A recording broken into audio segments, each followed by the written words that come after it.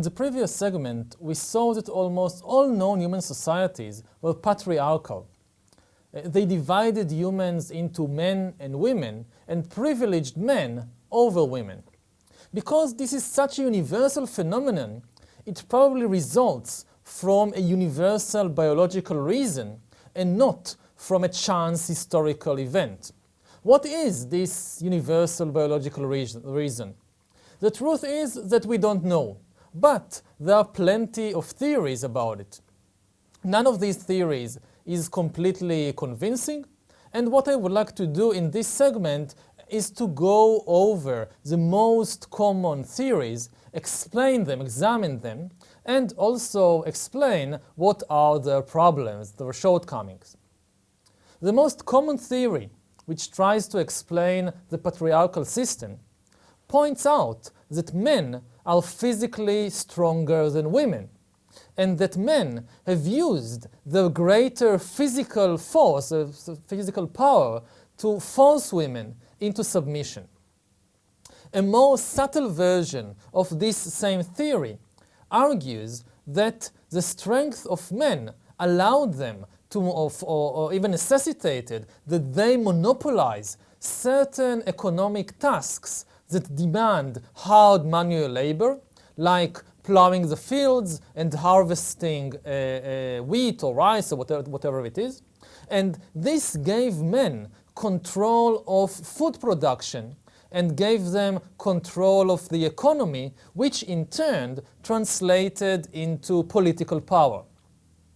This is a very common theory, but there are two big problems with this emphasis on simply physical power, muscle power. First of all, the statement that men are stronger than women is true only on average, and also it is true only with regard to certain types of strength. Women often have greater stamina than men, and women are generally more resistant to hunger, disease, and fatigue than men. So it's not completely accurate to say just that men are stronger than women. We should qualify this statement. Secondly, and more importantly, there simply is no direct relation between physical strength and social power among Homo sapiens, among humans. People, for example, people in their 60s, older people, usually have much more political power than people in their 20s, even though 20-somethings are much stronger physically than their elders. Another example is, say, the case of slavery, which we discussed earlier. If you went to a plantation, a cotton plantation in Mississippi in the 19th century, you would probably have found that the slaves working in the fields are much stronger physically than the owner of the plantation. Nevertheless, they were slaves, they were his slaves. So again, we see that physical power by itself does not necessarily translate into social and political superiority. Many leaders throughout history, such as Catholic popes or Egyptian pharaohs, they did not attain their position just by using brute physical strength, by beating everybody else, so that, say, Pharaoh was the most powerful person in Egypt. It wasn't like this. As we discussed in one of the first lessons of this course, in forager societies, political dominance generally resided with the person who had the best social skills, not with the person who had the most powerful muscles. Even in organized crime, among violent criminals, the big boss of the mafia is not necessarily the strongest man. The big boss is often an older man who rarely uses his own fists to beat up anybody. What the big Don knows how to do is how to get younger and stronger men than himself to do all the dirty jobs, like killing somebody else. A guy who thinks that he can become the big boss of the mafia simply by beating the current boss and everybody else usually won't live long enough in order to realize what a big mistake is done. Even among chimpanzees, as we saw in the beginning of this course, even among chimpanzees, the alpha male wins his position by building a stable coalition with other males and other females, not just through violence. In fact, human history shows that there is often an inverse relation between physical power and social power. In most societies in history, it was the lower classes who did the difficult physical manual labor. Miners, soldiers, slaves, housewives, cleaners, they use much more muscle, much more physical power than kings and priests and clergymen and managers and judges and generals. So the higher you up in the hierarchy, the less physical power you usually use and need.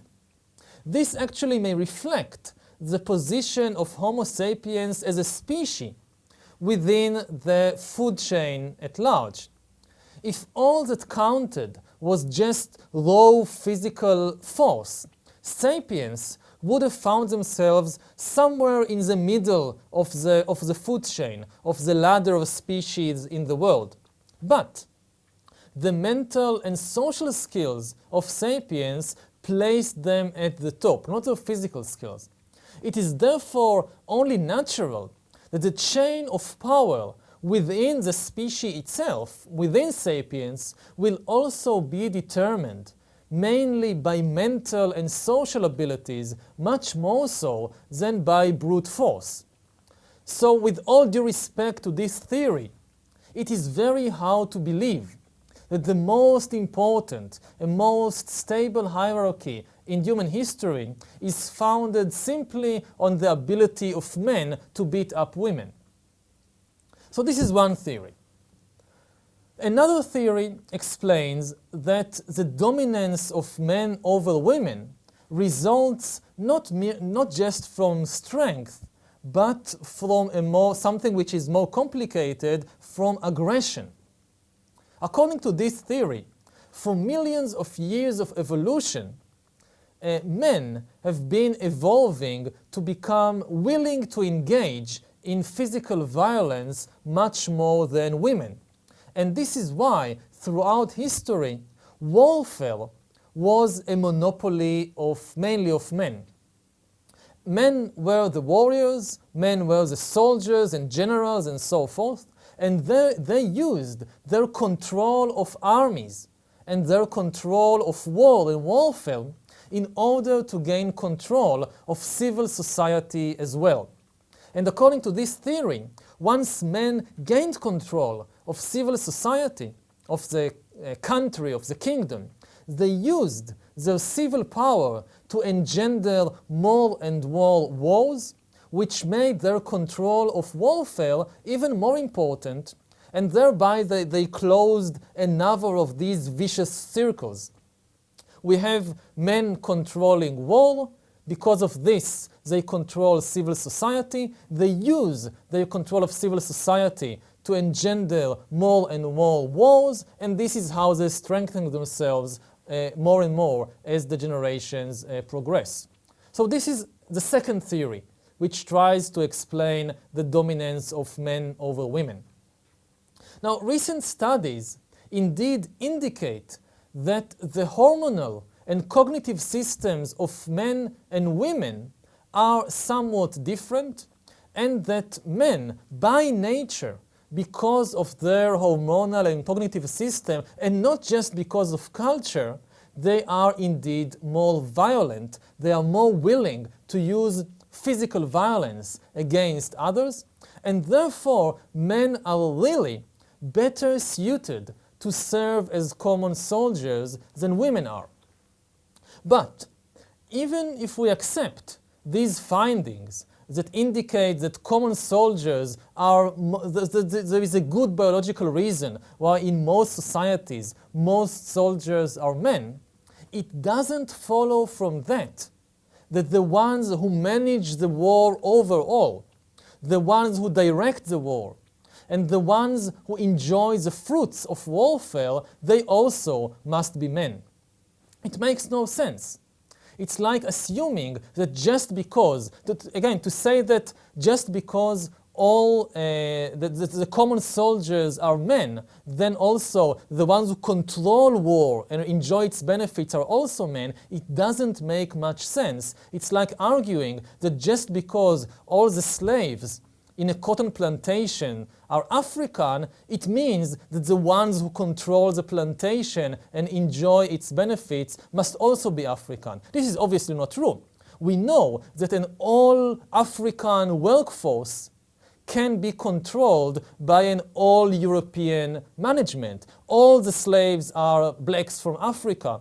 All the managers are whites from Europe. This is possible. So why isn't it possible also in armies that yes, all the soldiers who actually do the fighting and killing, they are men, because men are aggressive. But the ones who control war, all the generals and politicians and diplomats, why should they too all be men and not women, or at least part men and part women? Indeed, in numerous societies throughout history, there was a very big gap between the top officers, the generals, and the politicians, and the common soldiers, the rank and file. In many, many societies, people did not rise from the ranks of the common soldiers to become generals and admirals and kings and noblemen.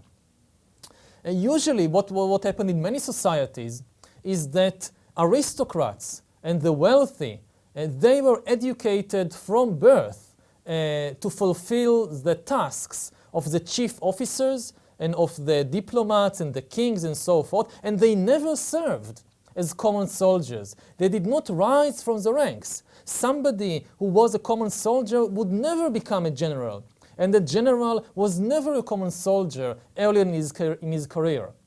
For example, in Europe, of the early modern period, say 400 or 300 years ago, the common soldiers were usually recruited from among the poorest portions of society, or from among ethnic minorities, like the British Army recruited a lot of Irish Catholics from this ethnic minority. And the chances of a common soldier in the British Army 300 years ago climbing up to become a general or prime minister, it was absolutely zero. No generals and no politicians started as common soldiers. The senior ranks were reserved from early on to all the dukes and princes and kings who never served even one day in the army as common soldiers.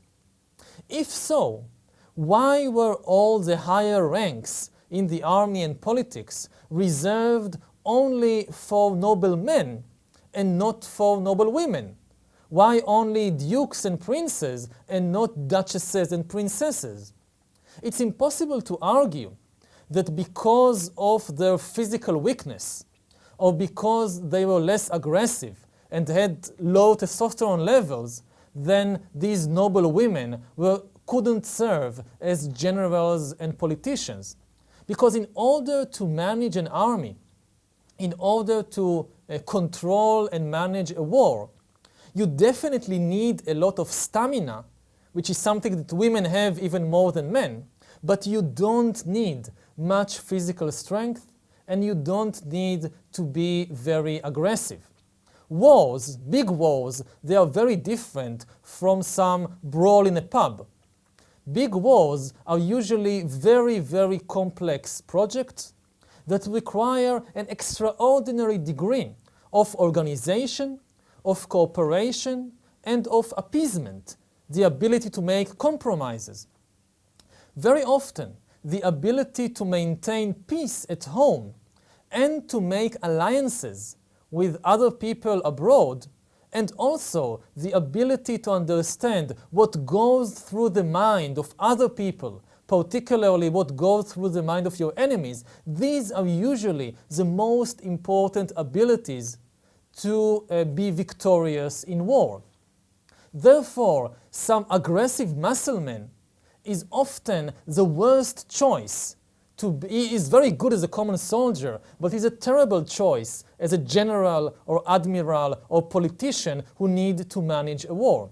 If you want to manage a war well, it would be much better to put at the top somebody who is cooperative, somebody who knows how to appease others and make alliances, somebody who knows how to manipulate other people, and somebody who is able to see things from different perspectives, especially to see things from the perspective of your enemies.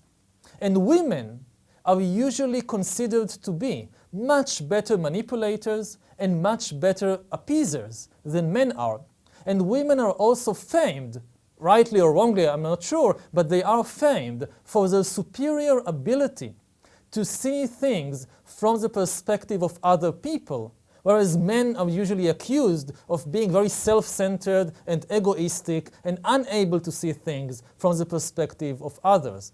If this is so, then women should have made excellent politicians and empire builders and generals and admirals. Yes, they would still have to leave the dirty work on the battlefield of actually killing somebody with an axe or a sword. This would still have remained the prerogative of men. Men are better at doing that.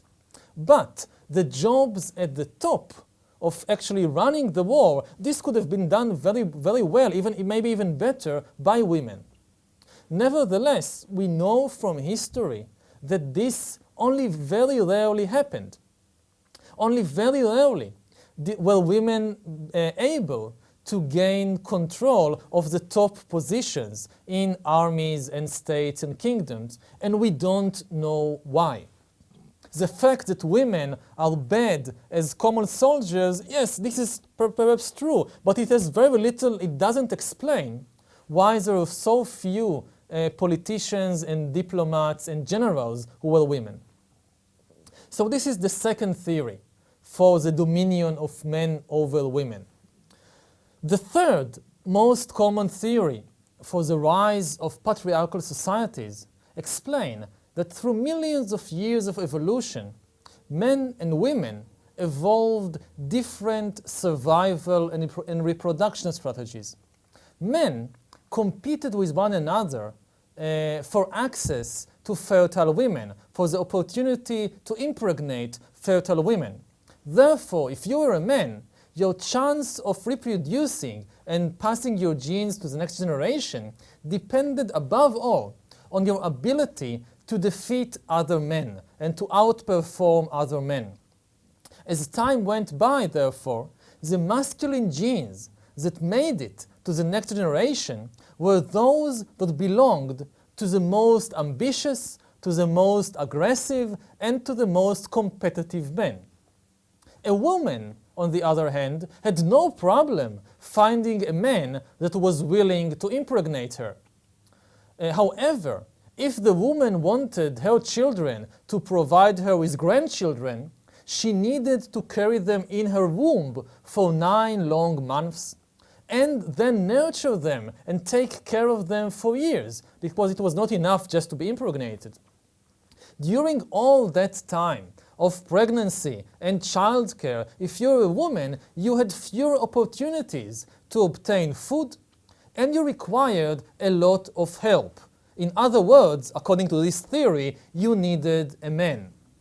In order to ensure the survival of yourself and of your children, if you're a woman, you therefore had little choice but to agree to whatever conditions the man stipulated so that he would stay around and share some of the burden, otherwise we will just go away and you will be left alone. According to this theory, as time went by, the feminine genes that made it to the next generation therefore belonged to the women who were the most submissive caretakers, who agreed to everything the men wanted and who spent most of their time just taking care of the children. The result of these different survival strategies, according to the theory, is that men have been programmed by millions of years of evolution to be ambitious and competitive and to excel in politics and business and so forth, whereas women, over millions of years, tended to move out of the way of the men and to dedicate their lives mainly to taking care of their children and also to taking care of their husbands. So this is the third common theory which tries to explain the dominance of men over women using evolutionary arguments. This theory too, however, has very big problems. We can't go over all of them, but there is one problem which is particularly important to understand, and this is the assumption that the dependence of women on external help while being pregnant and taking care of children made them dependent upon men and not on other women. And on the other hand, the assumption that male competitiveness made them socially dominant. These two assumptions, that women became dependent on men and that male competitiveness made them socially dominant, they may sound logical, at least to some of you, but they are not very logical or natural at all. There are many species of animals, such as elephants and bonobo chimpanzees. This is one of the two species of chimpanzees, the bonobo chimpanzees. So among elephants and bonobo chimpanzees, we find that the dynamics between dependent females and competitive males result in the formation of matriarchal societies. Matriarchal societies are societies dominated by females, not by males. In these cases of elephants and bonobo chimpanzees, since females really need a lot of help, they are obliged to develop their social skills, and they are obliged to learn how to cooperate with others and how to appease. Consequently, they construct female social networks that help all of them to raise their children. So you don't, the female elephants and the female bonobos, they need help while raising children, but they don't seek this help from men. They seek it from one another, and the result is a very strong female bonding. What happens meanwhile with the males of elephants and bonobo chimps is that the males spend much of their time fighting and competing. Just as this theory which we discussed predicted. But the result is that because the males are all the time fighting among each other and competing, their social skills and their social bonds remain underdeveloped, much less developed than those of the females. And the result of this is that the society of bonobo chimpanzee and the society of elephants is controlled by strong networks of cooperative females, whereas the uncooperative and aggressive males are pushed to the sidelines because they can't cooperate very well. Even though bonobo females are individually weaker on average than bonobo males, the female very often would gang up to beat any male who tries to gain too much power, who tries to overstep his limits, whereas the males are much less capable of such cooperation. Now, if this is possible among elephants and bonobo chimpanzees, why not among Homo sapiens too? As we emphasized again and again throughout this course, the big advantage of Homo sapiens, the secret of success of Homo sapiens, is its ability to cooperate well in large numbers. If women, exactly because they are dependent on external help, if women indeed develop their social skills and their ability to cooperate with others more than men, then we should have seen among Homo sapiens too a dominance of men by women and not the other way around. How did it happen that in the one species of animals whose success depends above all on cooperation, Individuals who are supposedly less cooperative, that is men, control individuals who are supposedly more cooperative, that is women. This is the million-dollar question of the history of gender, and at present we don't have any good answer to it. Maybe the answer is that the common assumptions that we mentioned earlier are simply wrong. Maybe males of the species Homo sapiens are for some reason characterized not by physical strength and aggressiveness and competitiveness, but rather the real characteristic is superior social skills and a greater tendency to cooperate. This is just a possibility, a theory. We don't really know the answer. At present, this question of why men have dominated women throughout history remains one of the biggest unsolved riddles of history. With this unsolved riddle, we end the second part of this course, which discussed the second part, the agricultural revolution, and the kind of societies that emerged as a result of the agricultural revolution. In that part of the course, we focused mainly on the internal structure of human societies. We asked, how can millions of strangers cooperate effectively when humans don't have the necessary biological instincts for such mass cooperation? And we explained that by inventing writing, by creating imagined orders, and by creating all these hierarchies, it was possible for humans to construct functioning societies containing at first many thousands and eventually many millions of people. But the interesting thing is, as we saw, that each human society was different. It's not like among wolves and chimpanzees that almost all different wolf society look basically the same. Sapiens constructed many different kinds of societies, each with its own imagined order and each with its own different social hierarchy.